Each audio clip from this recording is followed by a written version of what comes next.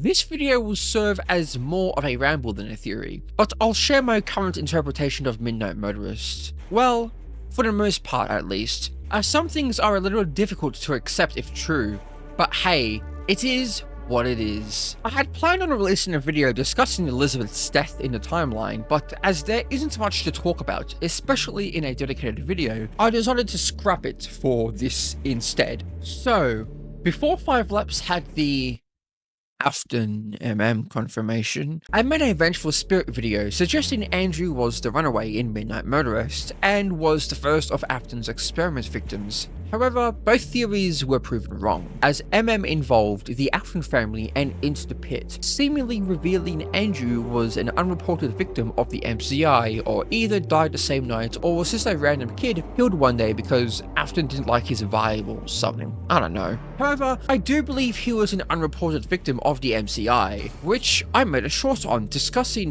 what the Collect the Hats minigame was trying to tell us. But I ended up switching to Gabriel a theory that suggested the spirit of Freddy was lured from his home to Freddy's, which I think the theory had fair evidence for. I even started writing the script for it until... While the reveal did give much needed clarification for the minigame, it still left many questions. Who was the runaway? Who is the couch person? Who were the footprints? What is the mound? And what was that place? Before discussing that, let's make it apparent that Midnight Motorist occurs the same night as Charlie's death. We can see tire tracks racing off in the security puppet minigame next to her corpse. In the Take Cake minigame, William drives a purple car, and in Midnight Motorist, William drives a purple car in the rain. 5 Laps also confirmed the minigame is after Charlie's death, as the car's description for the files is as follows. Talk about a killer ride. This smooth cruiser is the perfect choice for anyone wanting to flee a crime scene. Win a race. The only crime scene we know that matches is Charlie's eliminating being the night of the MCI, as they were lured into a back room where their bodies never been found. As such, I would assume Afton just walked out after all was said and done. So, who is the runaway? As much as people might not like it, I think it has to be CC, simply because for Scott, a purple car was enough of a clue to connect the yellow man to William. Then, as the couch guy speaks with grey text while watching TV, he would have to be Mike. Considering Scott's rule of clarifying misconceptions from the previous game with the next one, I think we can use a similar philosophy. I think we can take something from an earlier game to connect them to something in the next one. In this instance, it would be Mike watching Immortal and the Restless in Sister Location and applying that to the couch guy watching TV in the Afton house. Could the couch person be someone else? Well, yeah. If Mike is the runaway, then the candidates would be Mrs. Afton or a babysitter. The issue I take with these two possibilities is that we don't have anything suggesting they would be the identity of this person. We know nothing about Mrs. Afton, nor if William hired a babysitter to watch his kids, just an assumption you would have to make if Mike was the runaway, which, granted, there are valid reasons for believing in the theory. Under Mike him returning to Freddy's or Fredbear's could provide some additional background for why Mike keeps returning to Freddy's, just as he does in the movie. I can't explain it, but when I'm here, I feel closer to Garrett. My dreams are more vivid, and it's like I can almost... Change what happened? Mike might be able to feel his brother's presence. In the film, Garrett's spirit is at Freddy's, possibly haunting the building, and I think this is a similar case in the games. I believe CC is connected with the MCI and the building under the theory Shatter Victim. Mike feeling connected with his brother during the night of could be more of an incentive for Mike to work the night shift throughout the week during FNAF 1. Under Mike the minigame forms a clear story. To keep up appearances, William and his family moved away from Fredbear's after the bites. Under the guise of a grieving father, after the death of Charlie, William discovers Mike ran off to that place after being lured out by Shadow Freddy, or Fredbear I guess. That place would be Fredbear's, or the Mound, his brother's grave. When he returns, whatever William does might be a key factor as to why he goes to Freddy's if he is following his father's orders until the events of Sister Location. While this is essentially the story of the minigame, there are some other interesting connections to be made.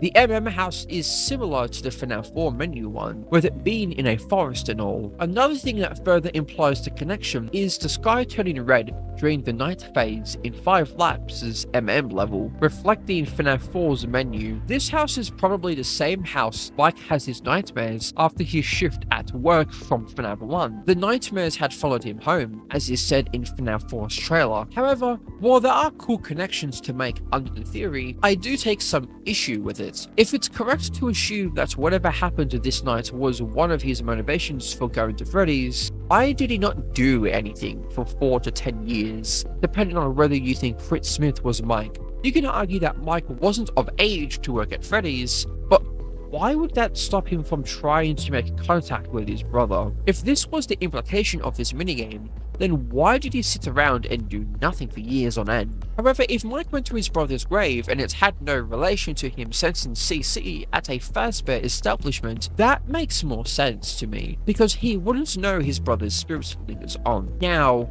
I'm not saying the motivation can't also apply to this version of events. There just wouldn't be the plot point of, oh, I can sense my brother is still around, but there's nothing I can do about it, so I'm gonna go home and watch my favorite TV show. Mike makes sense story-wise, and everything in the minigame makes logical sense under it. However, I can't help but feel the minigame is implying the runaway is CC. I said before, if the purple car is enough to connect the yellow guy to William, then a person associated with the color grey and watches TV, then why is that not enough to suggest he is Mike? That would leave the runaway to be CC. People don't think the runaway can be the crying child, as him breaking out a window in the night goes against the character we see in FNAF 4. The same goes for the couch person being Mike. People don't think they can be the same, as Mike bullies his brother, showing he doesn't care too much about the little guy in this period of time. However, people seem to forget that they are siblings. Mike, while bullying his brother, would probably still care for him, seeing as though his death impacted him deeply, with his death being one of his primary motives to work at Freddy's and to help free the souls trapped in the animatronics. Mike would show some compassion for his brother here, especially since his father is William, who I'm sure would be an abusive dad. As for CC acting out of character, there are 2 explanations for it. 1, this is the inciting incident of FNAF 4, the reason why he becomes scared of the animatronics. Or 2, whoever lured him out was the one to break the window, as we can see no shards of glass indicating something smashed the window from the outside rather than someone escaping. Judging by the footprints, whoever was responsible beckoned him to follow them. That's not to say the 2 things are mutually exclusive. They can and would work together. So I think it's reason to assume that if the runaway were the crying child, then this would serve as the explanation for why he is petrified of Fredbears. So, who lured them out, and what made him so scared? There are 2 options for the footprints: Spring Bonnie or Shadow Freddy. Some believe Spring Bonnie is the footprints because William wore the suit to scare his disobedient son into submission. As William is obsessed with control, then going to such an extreme does fall in line with his character and could be partially responsible for CC's fears. However, issues I take with this reside with the rain. As we know, Springlocks and water don't go so well with each other. However, he could just as easily have worn a regular suit in a similar vein as Glitchtrap, not to mention how impractical it would be to keep his son from leaving. William would have to put the suit on almost every night, stand there for a little while, and walk away through the bushes. It's not guaranteed to keep him from leaving the house, and as can be seen in the minigame, it doesn't. That's not even mentioning the likelihood of the footprints remaining this late into the night with the downpour of rain. As William would not have been there that night, I imagine the footprints would have washed away by that point. So Spring Bonnie being the cause, I don't think can be the case. To be fair, in Curse of Dreadbear, we can find a dancing Glitchtrap next to the FNAF 4 house, so perhaps it was the case. That leaves us with one answer: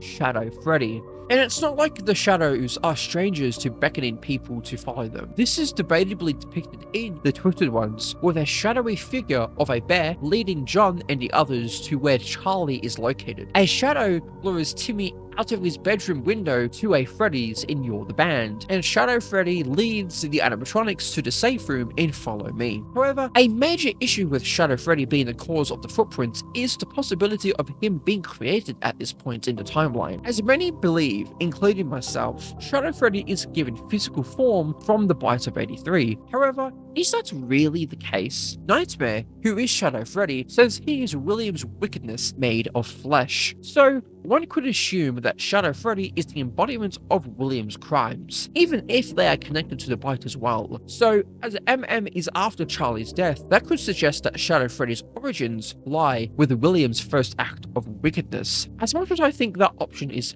strange, seeing as if a shadow creature were to be created from this death, I would think it would take the form of the puppet. However, it is a possibility, and it might be something FNAF 6 further implies. In the opening minigame, Take Cake Freddy or Fredbear is used as our surprise character and shown in the teasers leading up to FNAF 6's release. On round 3, as a grey bear appears, mirroring our movements, this would be Shadow Freddy. So Shadow Freddy may have spawned from Charlie's death. That then leaves what CC saw. While I don't think he saw Charlie's body, as that to me would be a retcon of his fears, that is possible as well. However, I think he saw something else. Something related to the animatronics, Fredbear, Spring Bonnie, or both, that made him scared of the characters at Fredbear's. Under this interpretation, I think the mound is either nothing, as could be implied with the 5 Laps demo, or Mrs. Afton's grave explaining her absence from the story. If she died, then it might have involved a car accident, as the music of the minigame is titled Smashing Windshields, and Junior's is probably a restaurant or bar. As for why Elizabeth is not in the minigame, I think it's just because she isn't relevant for it. While I'm unsure of my opinions of Midnight Motorist, I do think Crying Child is the runaway, and this would involve the inciting incident of FNAF 4, explaining why the Afton house is the same as FNAF 4's, visualizing to the audience